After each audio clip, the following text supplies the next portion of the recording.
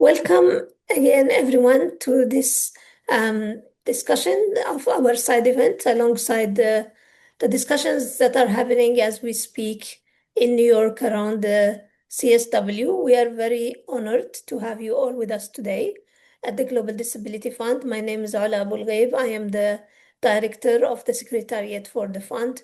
We're really very delighted to host this event with partners from around the world, but also with our co-sponsors from Finland and Sweden, which we are very grateful for their presence with us today. As you know, unfortunately, the topic we are addressing today has been for many years overlooked in global gender equality agendas and efforts. We are working very closely with all partners around the world to make sure this reality changes at national and local level. GDF has committed through its new strategy that this is a center area of work that we will be supporting at country level with collective efforts from governments, UN agencies, organizations of persons with disabilities, specifically women-led organizations of persons with disabilities. We're here today to hear from partners on the ground, to hear what has been really working well, what needs to be done more, and why this agenda needs to be at the center of discussions at all our work the coming years to come. Before starting our discussions, I would like to give the floor to my colleague Lisa, who will run through just practical explanations regarding accessibility features available today. Lisa?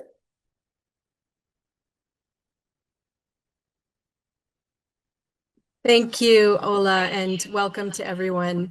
It's great to be with you all. Before we begin, I'm just going to quickly go through accessibility features for today's event. We have International Sign Interpretation, as well as Kenyan Sign Language Interpretation.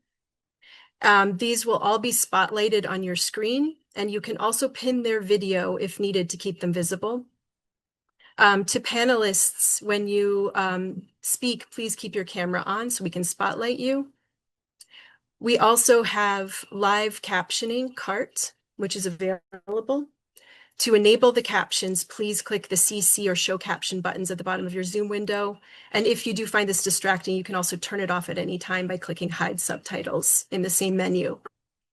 We also have enabled the chat so you can share resources and brief comments. Just to support our accessibility, especially for those who are following CART and sign language interpretation, we'd appreciate it if you keep the chat messages concise during the presentations. And thank you to all. We really look forward to the event. Ola, it's back to you.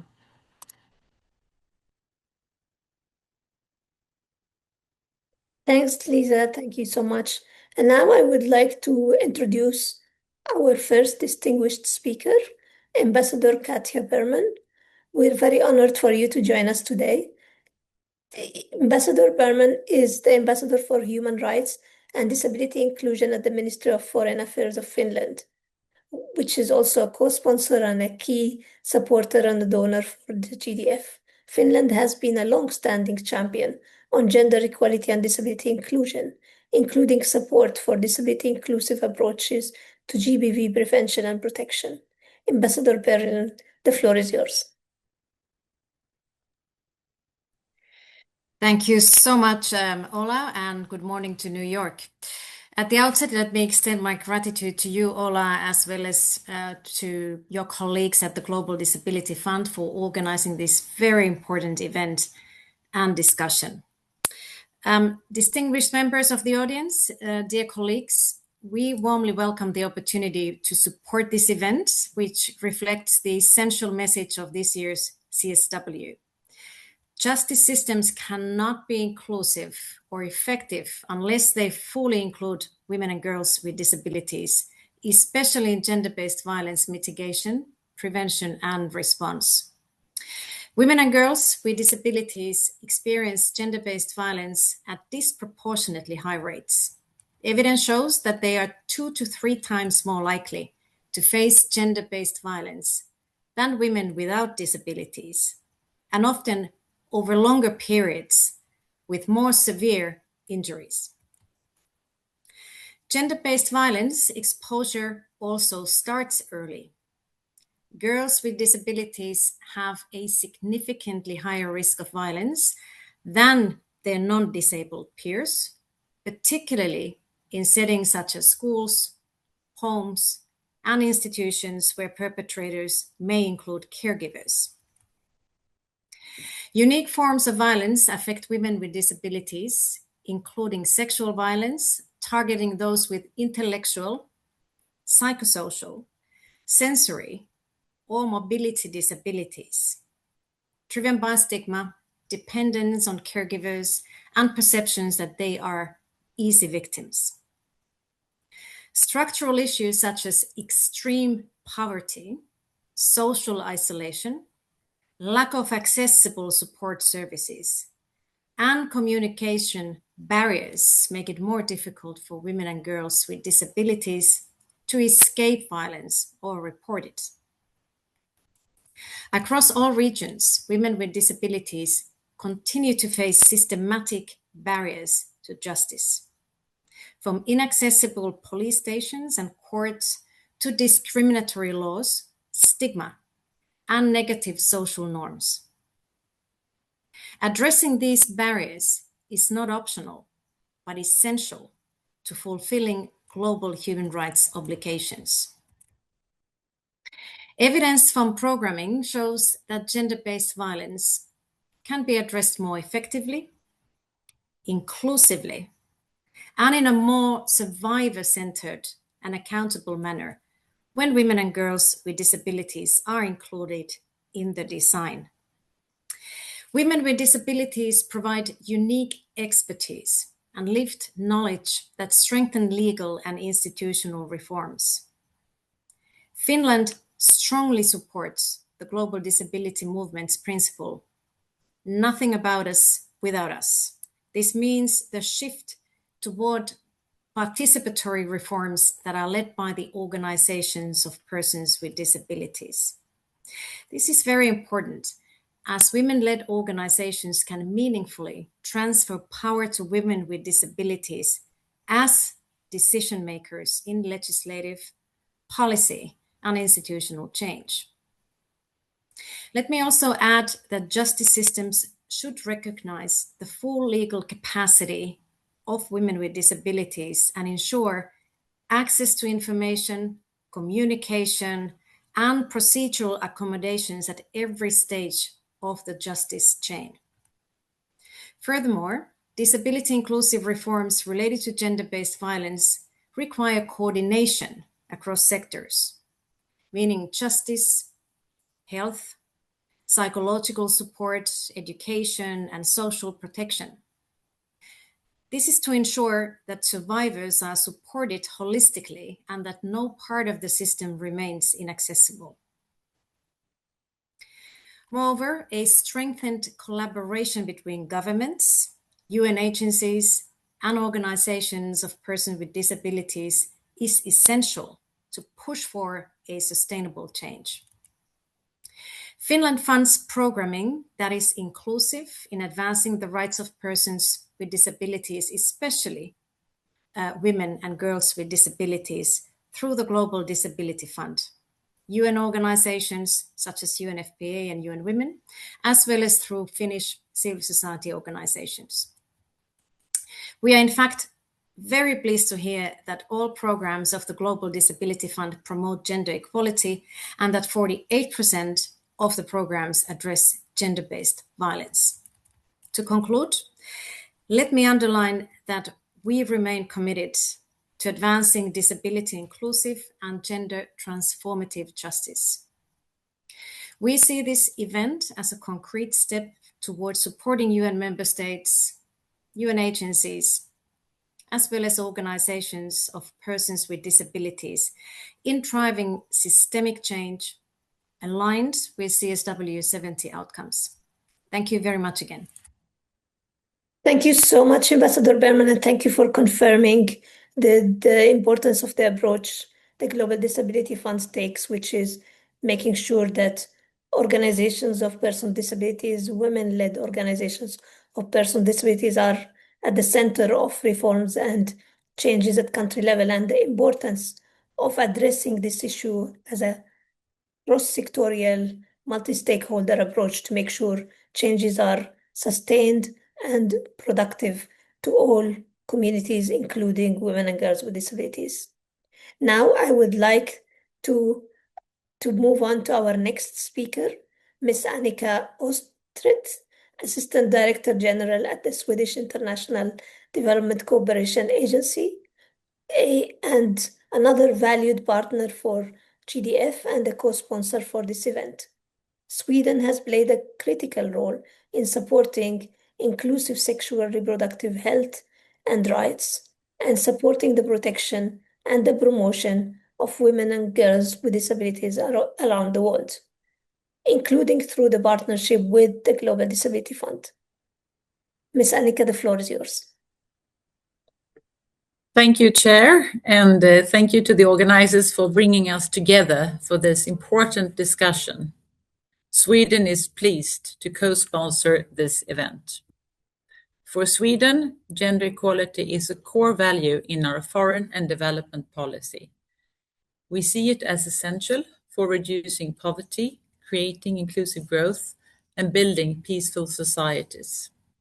And we know that sustainable development is not possible unless the human rights of all people are respected. Gender equality is a fundamental part of that, and it cannot be achieved without ensuring sexual and reproductive health and rights. Gender-based violence remains one of the biggest obstacles to these rights. It limits women's and girls' autonomy, their ability to participate in society, and their access to justice. This is especially true for women and girls with disabilities, who continue to face multiple and intersecting barriers throughout the justice system. Taking these intersections into account is key if we want to understand GBV properly and reduce harm effectively. GBV affects every part of a person's life. It limits bodily autonomy, restricts participation, deepens poverty, and weakens institutions. It prevents women and girls, particularly those facing multiple forms of discrimination, from accessing justice, education, health services, and economic opportunities. This is why addressing GBV is not only about protection. It is central to development, gender equality, and human rights. The progress we see today, the many laws and policies that address GBV, is very much the result of long-term advocacy by women's rights organizations around the world. Research shows clearly that strong and independent feminist movements help shape stronger legal protections. These organizations bring deep knowledge of local contexts and long experience supporting survivors. Their leadership, including women with disabilities, is vital for ensuring responses that truly meet survivors' needs. Together with the multilateral system, which engages directly with governments, they play a crucial role in shaping normative frameworks. That is why CEDAW works closely with both the multilateral system and feminist movements. It is also important that other laws and policies, including those that not specifically are about GBV, such as family law, inheritance and property rights, employment regulations, and access to financial services, contribute to an environment where women can exercise their rights. When these frameworks align with gender equality and human rights, and when they are implemented in practice, impunity decreases and trust in institutions grows. Gender equality and SRHR are core to Sweden's global engagement because safety, autonomy, and access to rights are essential for development and for peaceful, resilient societies. Access to justice for everybody and especially survivors, is a crucial part of that. Without safety and the ability to exercise their rights, real empowerment is not possible. We also see that collaborative mechanisms and pooled funds are important for strengthening justice systems and addressing the cross-cutting nature of GBV. The UN Global Disability Fund is one example. By using shared resources and disability inclusive approaches, programs can become more accessible, more accountable, and more centered on survivors. When women with disabilities lead or shape program design, we see fewer barriers and more effective institutions. Looking ahead, it is important to recognize that GBV is closely connected to many other areas of women's lives: human rights, education, SRHR, economic opportunities, participation in decision making, and women's roles in peace and security. These connections help us understand risks and identify where support can make the greatest difference. Strengthening accountability and ensuring that survivors have access to redress is also essential. These efforts help build safer communities and stronger systems. Sweden remains committed to promoting human rights, gender equality, and SRHR, and to ensuring that every woman and girl, including those with disabilities, can live free from violence and access justice. We look forward to continued collaboration with partners to build inclusive and accountable systems that leave no one behind. Thank you. Thank you so much, Annika, and thank you again for Sweden and Finland for partnering with us on this very important discussion. Now, I would like to have the honor to move to our next part of the session, which is very exciting in terms of hearing from our country partners, in terms of their experiences of supporting and leading the work at country level. Those examples demonstrate how women with disabilities, governments, and the UN partners are working together to transform systems for GBV prevention, protection, and access to justice. Our first speaker is Deloria, who is the National Program Specialist on the Gender and the Social Norm Change at the UNFPA Uzbekistan. Deloria will be presenting the GDF supported program in advancing disability inclusive GBV prevention and protection services implemented in partnership with UNDP and UNICEF, national institutions, and organizations of persons with disabilities. Deloria, the floor is yours. Yeah, thank you very much. And it's very exciting to join you from beautiful Tashkent city in Uzbekistan. So excellencies, distinguished guests, colleagues, dear partners, it is really an honor to join this important discussion today. So women and girls with disabilities face intersecting forms of discrimination. They are at high risk of gender-based violence, as my previous speakers also noted. Yet among the least likely to access protection, justice, and support services. And UNFPA's work is grounded in the International Conference on Population and Development and the Beijing Platform for Action. It promotes the rights, dignity, bodily autonomy of all people, including persons with disabilities. And guided by our strategic plan and disability inclusion strategy, we matter, we belong, we decide, we apply an intersectional and gender transformative approach. And a key pillar of this work is, of course, meaningful participation. And we work closely with organizations of persons with disabilities so that we ensure that responses are shaped by lived experiences and truly leave no one behind.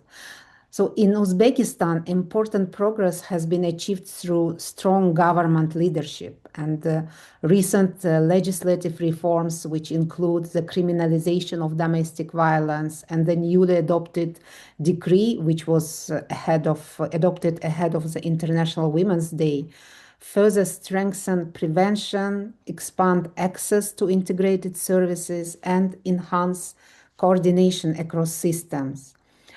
And within this reform context, the UN Global Disability Fund program, which was implemented with UNFPA support in Uzbekistan, has focused on ensuring that these reforms reach women and girls with disabilities.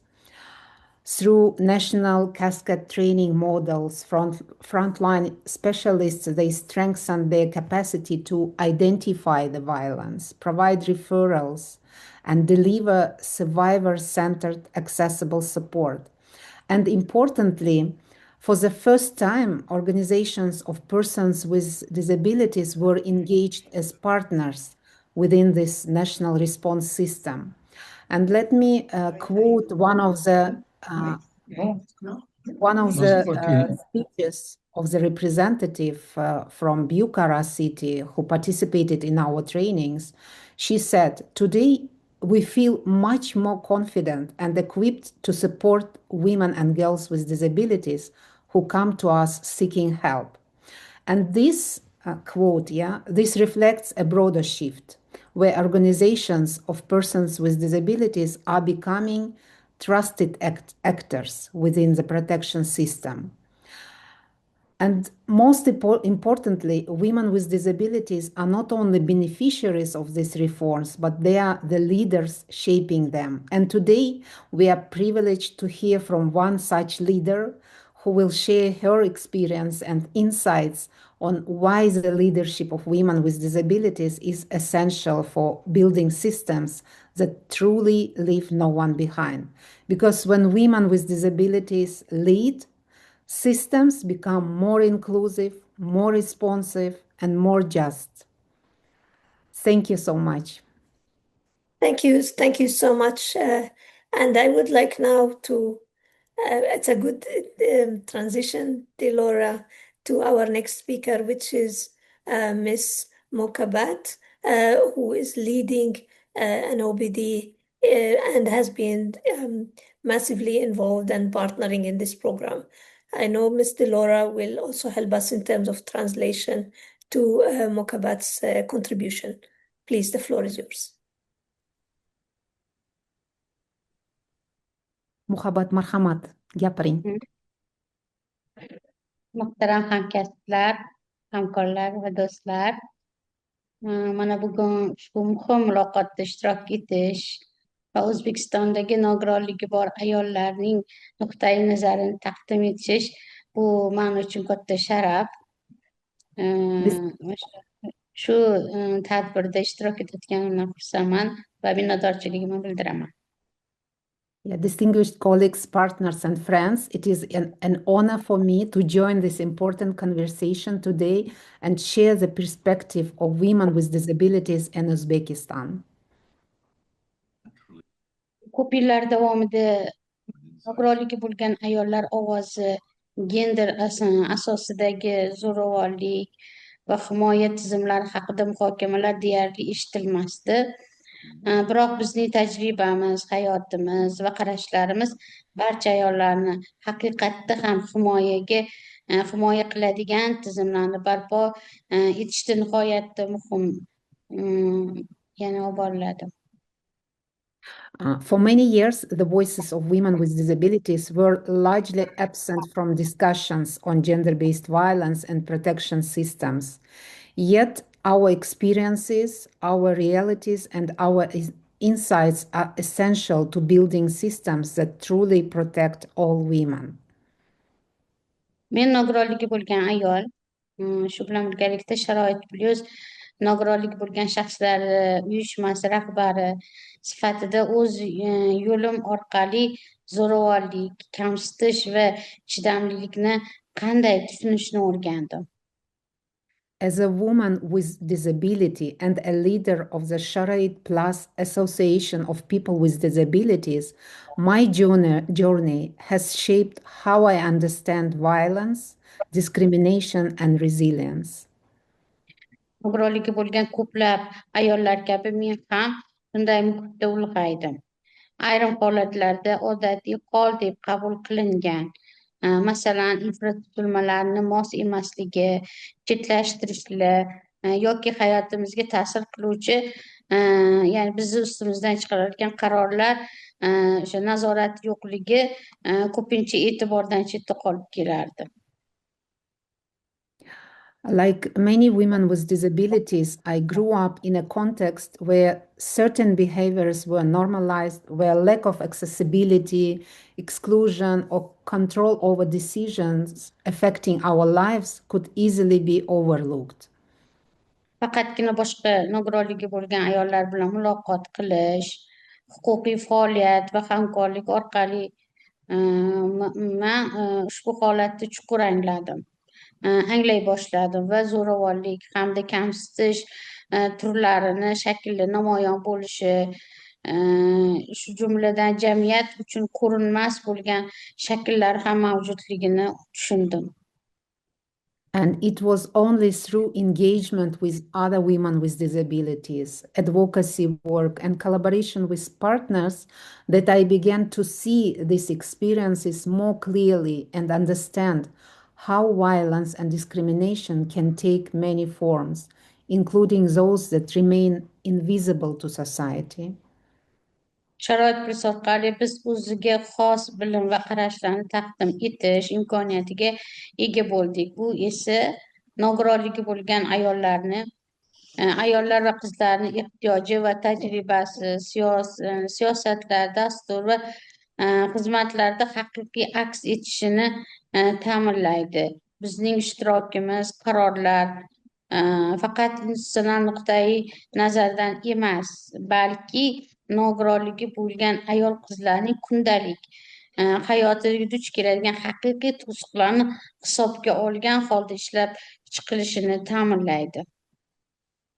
So through Sharait Plus Association, we have been able to bring unique insights and perspectives to the table, ensuring that the needs and experiences of women with disabilities are truly reflected in policies, programs, and services. And our participation helps ensure that solutions are not designed only from the institutional perspective, but are responsive to the real barriers which are faced by women and girls with disabilities in their daily life. Xolishunoslik fondi, milliy institutlar va Birlashgan Millatlar Tashkilotining global nogironlik jamg'armasi doirasidagi hamkorlar bilan hamkorlikda biz mazmunli ishtirok tizimini qanday o'zgartirish mumkinligini ko'rdik.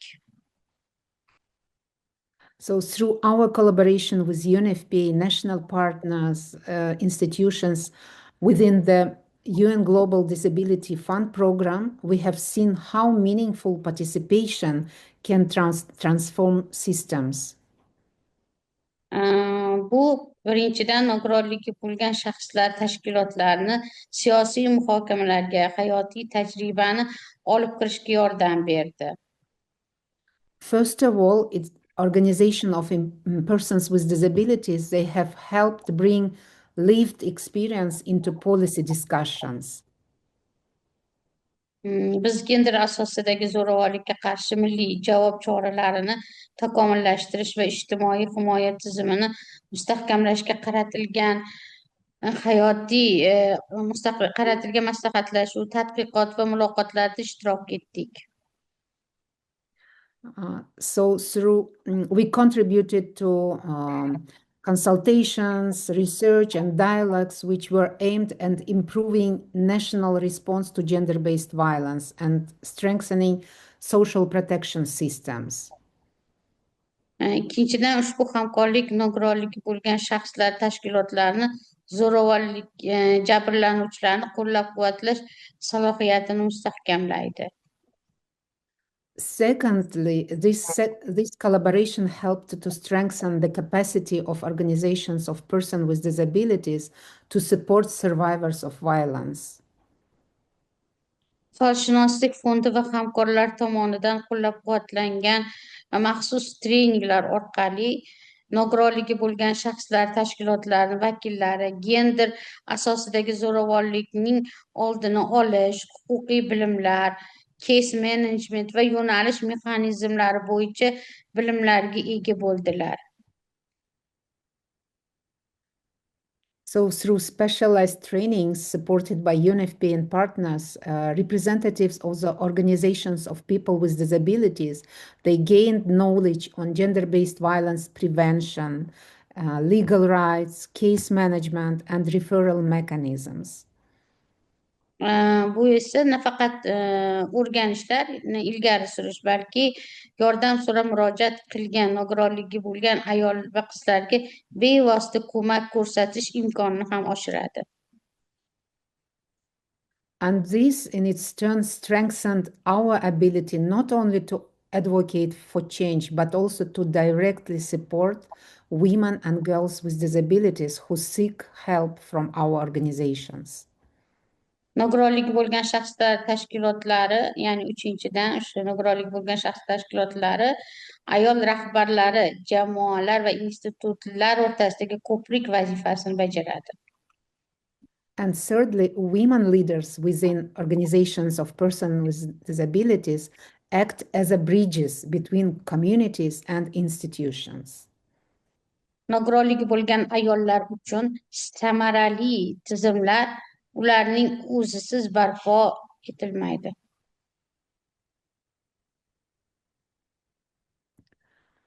Effective systems cannot be built for women with disabilities without women with disabilities themselves. Bizning yetakchiligimiz xizmatlarni moslashuvchan bo'lishini ta'minlaydi. Our leadership ensures that services are designed with accessibility in mind. Bizning ishtirokimiz boshqalar ko'rmasligi mumkin bo'lgan bo'shliqni aniqlaydi.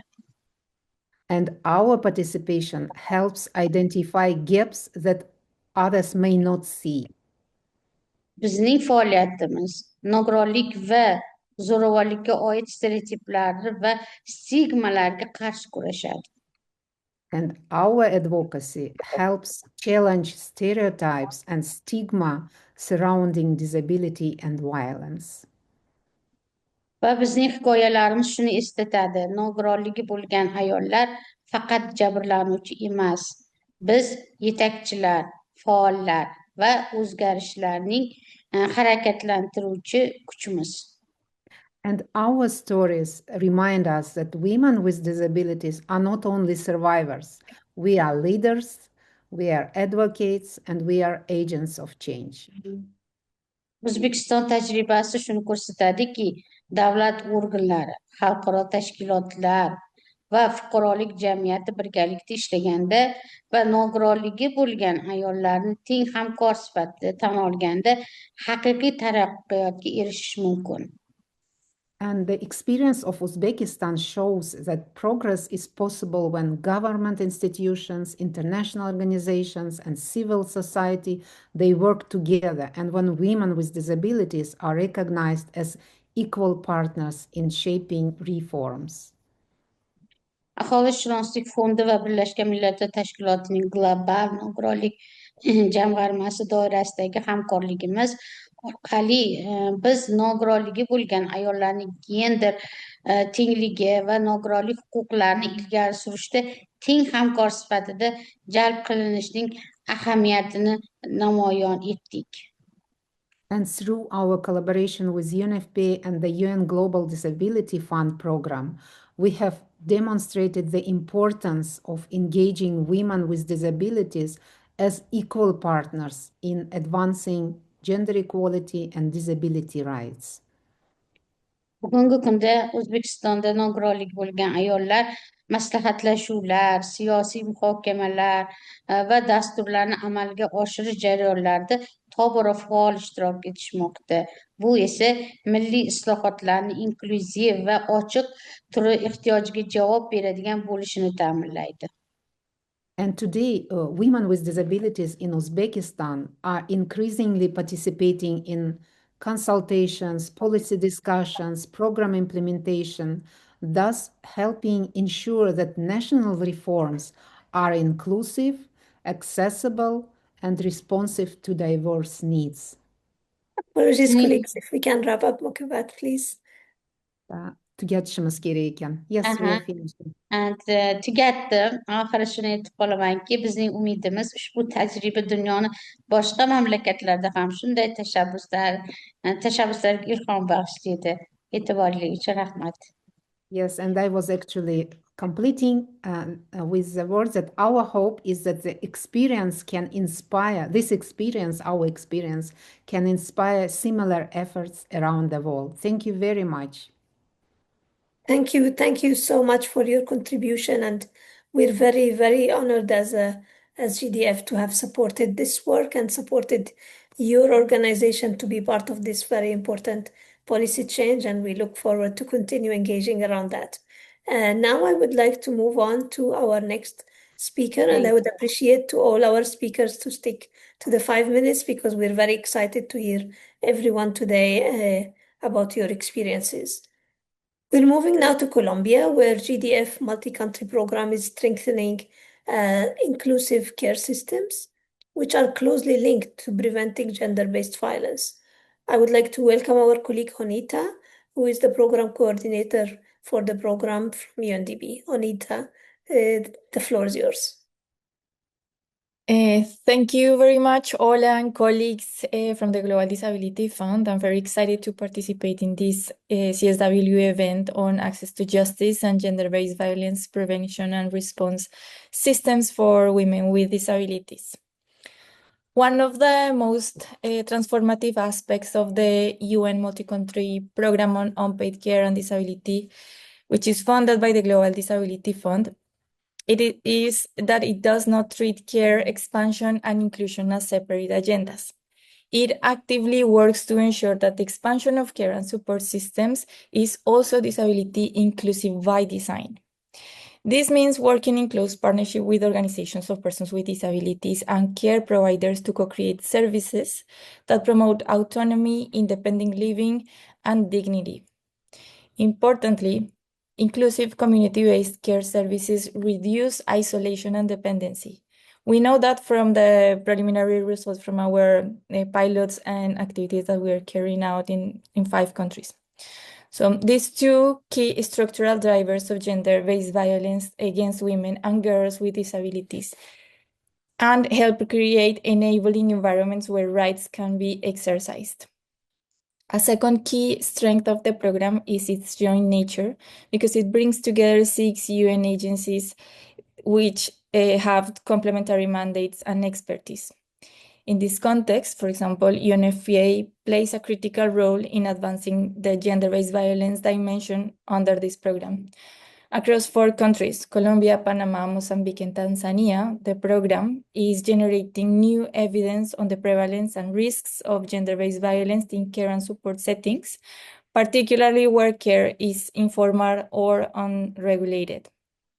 This is crucial because while unpaid and informal care sustains daily life and social reproduction, it can also reinforce unequal power relations, economic dependency, and exposure to violence when adequate protection services and policies are not in place. In many contexts, women and girls with disabilities remain invisible both in care systems and in gender-based violence responses. By strengthening inclusive care systems, through improved services, stronger data, and policy engagement, the program contributes directly to gender-based violence prevention and by reducing dependency, increasing access to support, and addressing the structural inequalities that underpin violence. At the same time, these systems can serve as critical entry points to justice, facilitation referrals, reporting, and access to protection mechanisms when services are accessible, trusted, and well coordinated. This is what we are doing at what we are trying to do at the program. Investing in inclusive care system is not only a social policy priority, it's something that is a concrete and necessary strategy for preventing violence and enabling access to justice for women and girls with disabilities. Building on this, I would like to briefly refer to the program's implementation in Colombia, especially since we have the privilege of having the manager of the care system of the Mayor's Office of Cali with us today. In Colombia, the program operates at two complementary levels. At the national level, we work closely with the Ministry of Equality to support coordination, policy alignment, and the positioning of care as a priority in the national agenda. But we also, and at the same time, are implementing concrete initiatives at the local level in 4 cities: Bogotá, Cali, Barranquilla, and Villavicencio. This dual approach is critical because we aim not only to expand care and support systems as a national priority, but also to translate this into concrete actions that recognize, reduce, and redistribute unpaid care work, which is disproportionately carried out by women, and that responds to the diverse realities of persons with disabilities. Partnerships with local authorities have been central to achieving transformative and sustainable change. They allow us to support cities in designing and strengthening their care and support systems based on the specific needs of their populations while building on existing services and institutional capacities rather than duplicating efforts. This creates ownership, sustainability, and greater impact. Another key element of these partnerships is the focus on overcoming fragmentation. One of the core objectives of the care and support system is to ensure that services are well connected, coordinated, and are people-centered. This is particularly important in the context of gender-based violence, where fragmented services can weaken prevention, delay responses, and therefore limit effective protection and access to justice. Accessibility must be understood as a structural condition for the exercise of rights. Working closely with local authorities enable us to strengthen both prevention and response systems for gender-based violence, ensuring that services are accessible, inclusive, and tailored to the specific needs of women and girls with disabilities, including through reasonable accommodation and inclusive service design. In this combination of strong national commitment, local grounded implementation, and meaningful partnerships with organizations of persons with disabilities that make change both transformative and sustainable, ensuring that care and support systems work as a pathway to justice, dignity, and equality for women with disabilities. Thank you very much, Ola and colleagues. Thank you. Thank you so much, Sonita. And now I would like to pass the floor to our partner from Colombia, Natalia Meza, who's the senior advisor to the mayor office of Cali and the manager of the city's care system, and really spotlighting the importance of the localization of the work that we are supporting at country level. Natalia, the floor is yours. Thank you so much, Ola.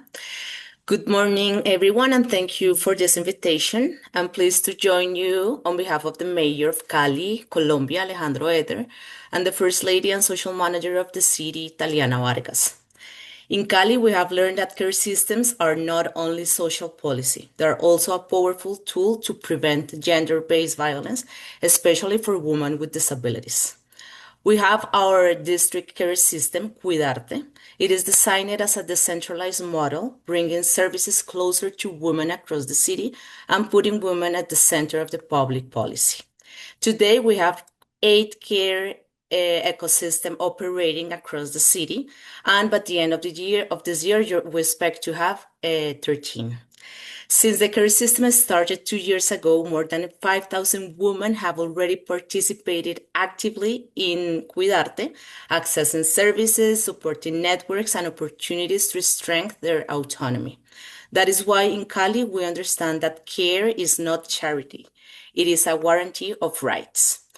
We recognize both the right to provide care and the right to self-care. However, for many women, especially those in vulnerable contexts, care work often results in time poverty, economic dependency, and limited autonomy, conditions that increase the risk of experiencing violence. This becomes even more critical for women with disability, who face additional barriers and many experience violence within caregiving relationship themselves. That is why we believe that care must be addressed as a public and collective responsibility and not something that falls only on women or remains invisible in the private sphere. At the same time, our approach to disability is grounded in a capabilities perspective. This means recognizing persons with disabilities as individuals with agency, voice, and potential, rather than defending them by their limitations. Our focus is on providing tailored support and reasonable accommodations, ensuring that services are accessible and responsive to diverse needs. Importantly, this also means ensuring that women with disability can identify violence, access information, and safely use of institutional pathways for protection and support. So we had this collaboration in which we were able to generate evidence and better understand the intersection between care and gender-based violence. One of the key findings, I'm just going to share one of the key findings, was that 65% of women participating in care ecosystem did not know the institutional pathways to report violence, and many could not recognize forms of violence that had many normalized within caregiving relationships. That was a turning point for us. It shows that prevention is not only about providing services, but also about awareness, accessibility, and institutional capacity. What did we do? What was our response? We strengthened training and awareness processes so that violence can be identified, named, and addressed. This is where this collaboration was really important and really made a difference. It helped us move from a care as assistant to care as support for autonomy. It also supported the development of an intervention model that connects care services with gender-based violence prevention and response, and strengthened institutional capacity to better respond to the needs of women and with disabilities. Today, the Cuidarte care ecosystems are much more than a service delivery spaces. They are spaces for prevention, protection, and empowerment. They provide women with access to services, training, and institutional guidance, while also creating safe environments where they can recognize violence and seek support. In this way, care becomes a pathway to autonomy, dignity, and access to justice. Let me just close by saying that our experience in Cali, in the city of Cali, Colombia, shows that strengthening care systems is essential to preventing gender-based violence, and that building inclusive, accessible, and rights-based system is key to ensuring that no woman is left behind. I want to say especially thank you to all our partners, UNFPA, UNDP, Universidad CESI here in Cali, and the Global Fund, Disability Fund. Thank you so much. Thank you so much, Natalia, and thank you for featuring the importance of the work that local governments can play a central role in terms of supporting prevention, protection, and also equity in terms of participation. Thank you so much. Now I would like to move to Kenya, and I'm pleased to welcome my colleague Manjurul Kabir, who's the Senior Advisor on and the Global Team Leader for Gender and Disability Inclusion at UN Women. Manjurul is going to feature the work of our support to Kenya, where partners are strengthening disability inclusive care and support systems. Manjurul, the floor is yours. Thank you, Ola, and thank you, host, colleagues, partners. I just also want to thank Sweden and Finland and Ola Global Disability Fund under your leadership and Lisa for this event. Really appreciate it.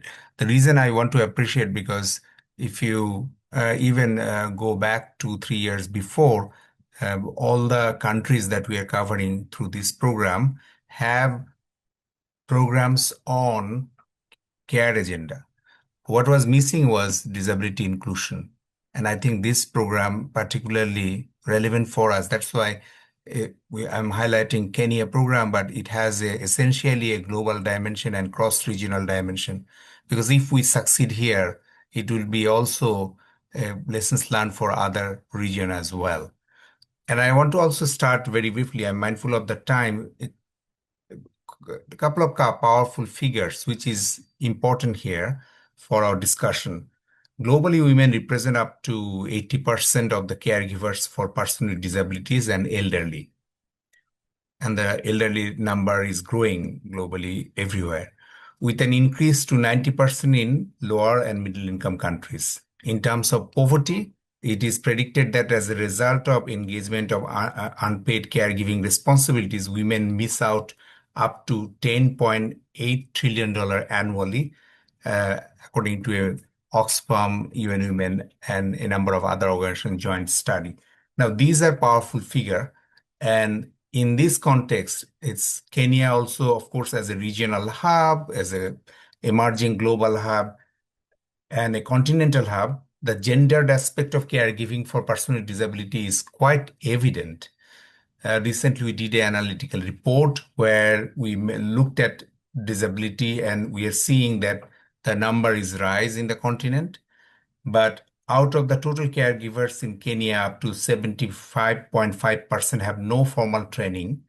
The caregivers with formal training either acquired in privately or were paid for by employers. Sometimes it depends on the employer's attitude. Up to 6% of domestic caregivers were persons with disabilities. Now in Kenya, up to 91.6% caregivers for persons with disabilities report some form of violation, mainly due to lack of training and knowledge of their rights and responsibilities. Now, even if you for a moment, if we don't think about disability, just women, caregiving women and gender-based violence is a widespread, unfortunately widespread phenomena. And then you have the recourse to it also shrouded with societal stigma, sometimes trauma as you are going through this process, sometimes lack of reporting. But even if you report, the way report is being treated in different culture and institutions are not necessarily ideal. So as a result, this creates further challenges. Now, of course, UN Women is now, thanks to this program in Kenya and elsewhere, we are enhancing our collaboration with women leaders and with disabilities so that the program gets benefited from their input directly rather than it becomes an afterthought. We're also looking at how we engage with the network so that it creates a network of networks. For example, Caregivers Empowerment Network, CNET in Kenya, Differently Talented Society of Kenya, Andy Speaks and Down Syndrome Society of Kenya. These are among others. We are looking at particularly women-led groups of these networks. Now, we are also involved through this program, manual development. Now, initially, many thought that that is a little bit more traditional approach to this work. While there, in a number of countries where UN Women active, we are looking at not only shelter, but how to reintegrate from shelter back to the society, because that becomes also another challenge. When women are taken shelter, they became somewhat remote or disconnected from the society, and society's preparedness to accept them back has differed from society and culture in different countries. So in Kenya, we are looking at close engagement from both from the whether shelter or some kind of institutional solution in addition to caregiving solution, and also looking at how to provide care of the caregivers. That's another challenge where we don't have an option. And we want to also reduce the whole number of caregiving, the burden on women only. So there is another dimension to it, gender dimension, but then there is also institutional dimension where we look at this from a very, not with empathy. So that's something we would like to address this. I don't know, Ola, whether we'll have an opportunity later on to respond to question, but we also want to just highlight that gender-based violence against women and girls. This is particularly challenging given that with disability and with societal approach to disability that varies. Sometimes GVVs are also hidden in families in where especially caregiving agenda, even in the large scale institutional setting. And I'm not talking about only Kenya or lower income or higher middle income country. Even in North America, you have seen the reported abuse in the institutional setting, particularly against women with disabilities, elderly women as well. So we developed a training manual in Kenya. That's a starting point, but that already impacting in terms of raising awareness that what is my rights as a caregiver, what are the changes that we need to really do, and what are the potential if everything goes right and the caregiving happens and due respect and dignity restored, how the society can benefit in terms towards the prosperity, towards mutual support, collaboration, and much more empathetic approach. I think that would be an ideal solution. As we are hearing from different colleagues from different countries, it is clear that while there is a lack of awareness, there is lack of capacity, both at the institutional level, but also at the societal level. So the engagement of the society and different parts of the society, we need to take an sort of one approach in terms of whole of, as we call sometimes whole of government approach, here whole of system approach. Individuals, family, community, and institutional responses. If we connect these dots, then we will benefit from not only in Kenya, but also in other countries. That's why we are also taking much more importance globally as a global agenda in addition to continuously working through you and also with other partners in Kenya and beyond. I'll stop here for the interest of the time. Thank you very much. Thank you so much, Manjurul, and thank you for confirming the importance of the knowledge, the guidance, the tools that can inform country partners' work, because we have seen in many countries it is also remains to be a central instrument across all what we work.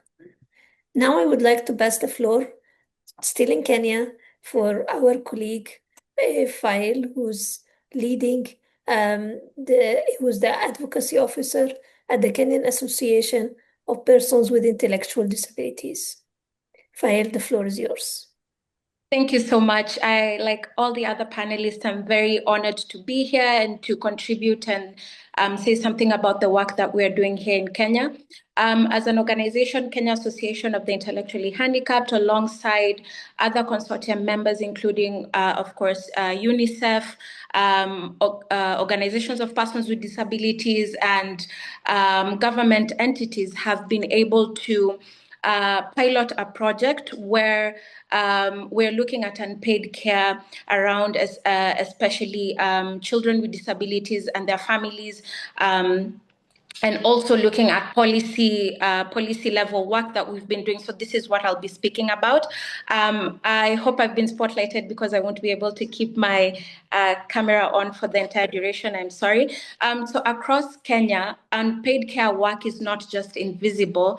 It has been carried out disproportionately by women and girls, especially with disabilities and their families.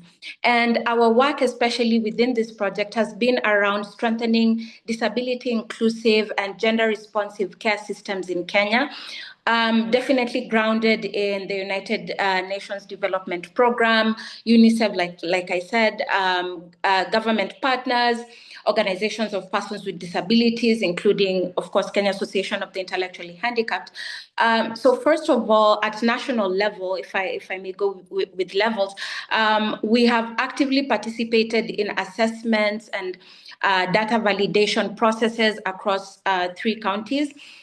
This has been critical in ensuring that care systems are designed through a gender and disability lens, in line with, of course, the Convention on the Rights of Persons with Disabilities. So these processes have contributed to a newly developed, costed and phased national plan for investing in disability inclusive and gender responsive care systems, directly informing government and policy budgeting, which we feel is very important at national and policy level.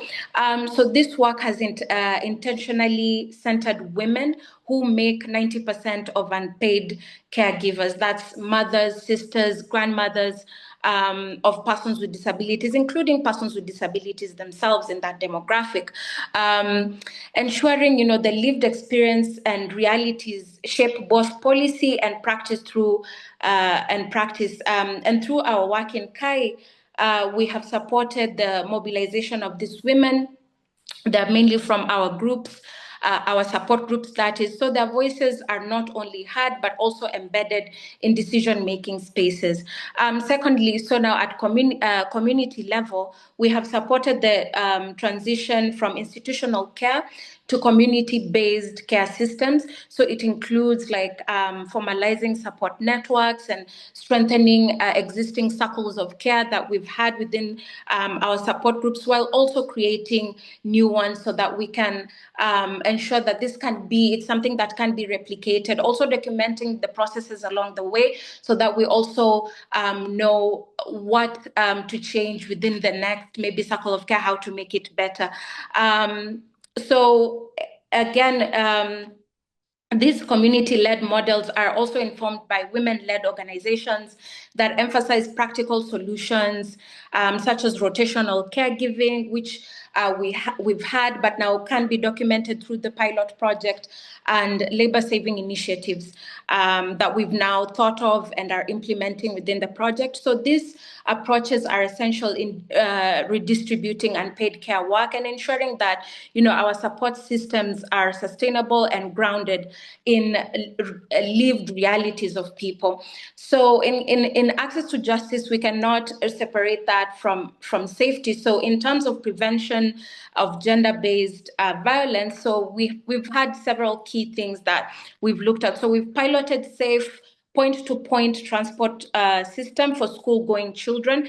And this, for girls with disabilities, this reduces the exposure that they have and the high-risk environment with crowded public transport, with isolated routes and unsupervised pathways. So we've ensured that there are spaces where harassment and violence are not mainly possible for that to happen. So in addition, drivers have also been trained on safeguarding and protection from sexual exploitation and abuse and harassment. So, and again, we're documenting this through a monitoring, evaluation, and learning system, and ensuring that we have data and we can be able to say this is the number of people who have been reached through this program. So we are also implementing labor-saving interventions such as smart cooking solutions and accessible water infrastructure. So the smart accessible solutions are GCOs, and I would explain more, but my time is almost up. But this reduced the time that women and girls spend in vulnerable situations, while also addressing structural inequalities within the home. So by easing this responsibility of unpaid care on women and girls with disabilities, it doesn't only improve safety, but also create opportunities for income generation and greater economic autonomy for us all. So if we are serious about access to justice, then we must recognize unpaid care work, reduce its responsibility, especially on women and girls, and invest in systems that protect, support, and value those who carry it. Because without that, justice means it remains out of reach for us all. Thank you. Thank you. Thank you so much, Fael, and thank you for confirming the importance of the locally led solutions that your organization has been central to promote, because one key element of GDF's work the coming 5 years will be really making sure that our programs on the ground are having systematic partnerships and support to organizations of persons with disabilities to be part of the solution. And that's really great to hear from you that this has been the case, and we look forward to continue supporting the work moving forward. Now I would like to give the floor to our last but not least speaker, who would be honored to give us more of her global perspectives, Ms. Abia Akram, who is the founder of the Global Forum on the Leadership of Women with Disabilities. Abia, the floor is yours.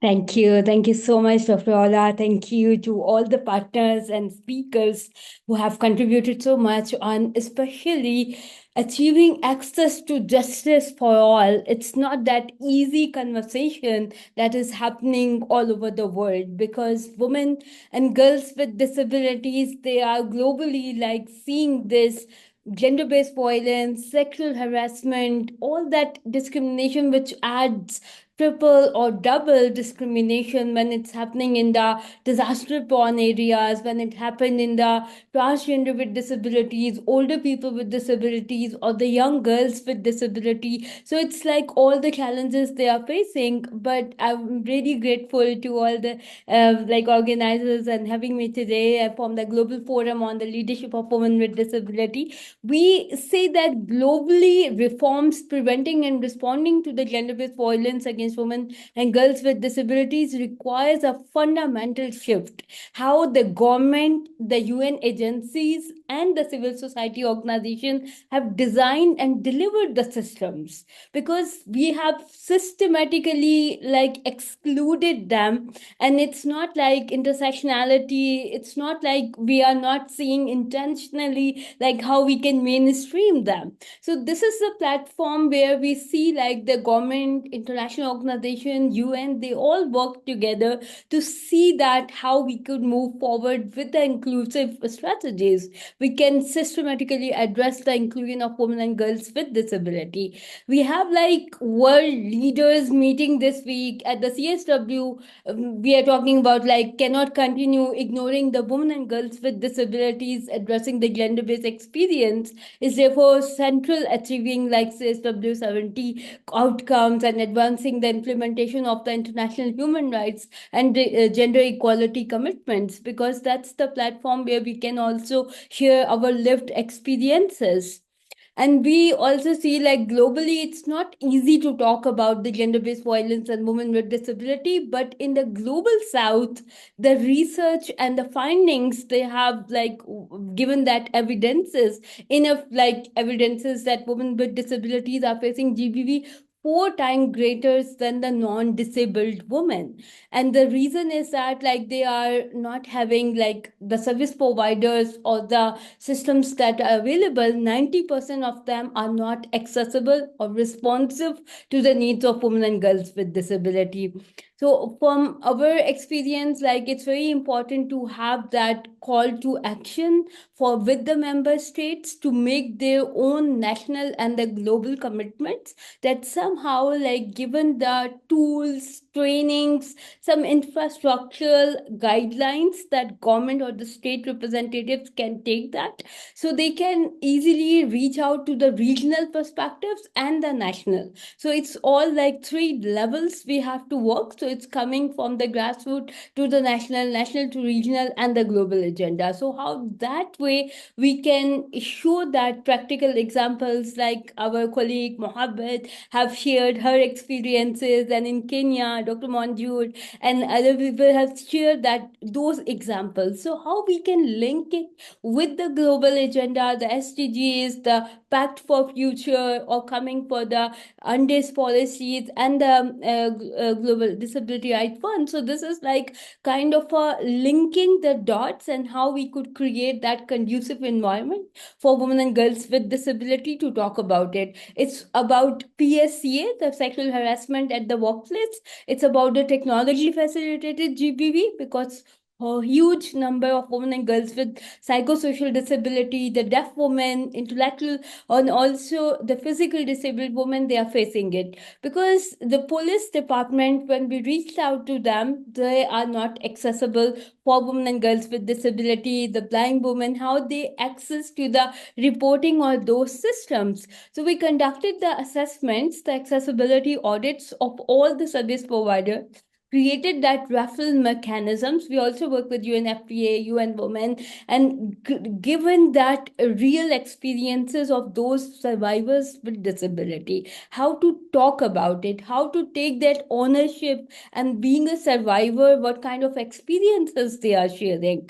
So there are like some successes that we can point to that can still give us a reason to hope. But we are seeing countries putting in place the laws, strategies and policies that need really the key indicators, how we are measuring, what kind of data, what kind of resources we are providing, what kind of budgetary allocations the government is doing, and if not, what kind of accountability mechanisms are there to address GBV within the disability movement and within the gender both movements, so we can see that like comparison, like how the systems are developed for women but not for women and girls with disability. So this is like really important to encounter that. And I would also again emphasize on the shift forward and resources to women-led organizations of persons with disability, like how we giving them that trusted connections within the community, and their role is really centered on that, and recognize funding and meaningful engagement at every level, like how women with disabilities are holding those systems accountable, what kind of leading roles they are playing. We also need to take just a quick word on the root causes, like if it's all about the physical appearances or the stigma that those global south countries are still struggling, or it's the humanitarian response or the conflict response. So what kind of referral systems we are providing them to respond to that access to rights, equality, and justice? It required coordinated action, sustainable investments, and a genuine commitment to ensuring that no woman and girl with disability left behind. So Global Forum on the Leadership of Person with Disability is a platform where we could they give the leadership role to women and girls with disabilities, so they come up with the strategies, share those experiences, like if it's about the psychosocial support to women with disability, medical, legal, what kind of like response are existing there. We can create like global tools on the addressing gender-based violence, and that will be the initial first consultations that could take place, where the universities, academics, some other platforms, and the stakeholders come together to talk about those small interventions, but sustainable and long term, because this is all about giving them a leadership role, but also a dignified role as life as well. Like said, they can enjoy, but at least they can celebrate that diversity. Thank you. Thank you so much. Thank you, Abia, for your contribution, and thank you, everyone, for this very rich discussion. Today's conversation have highlighted several key lessons for us. For women with disabilities, they must be, and their organizations must be at the center of the designing solutions and implementing those with different stakeholders at national and local level. We have heard also that system reforms require partnerships, and it is a cross-ministerial, cross-sectoral approach. That's why we need governments, UN agencies, organizations of persons with disabilities, women-led organizations of persons with disabilities to come together around this agenda.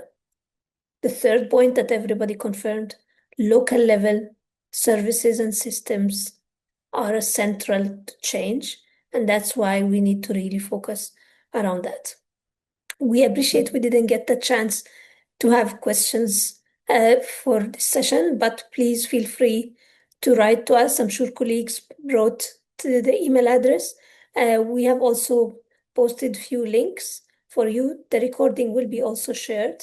We at the Global Disability Fund will continue working with partners around the world to scale those reforms and ensure that no women or girls with disabilities are left behind, and their rights and dignity are protected and foreseen. Thank you for all speakers, partners, and participants for joining us today, and wish you the best of time today, whether it's afternoon, morning, or evening. Thank you so much.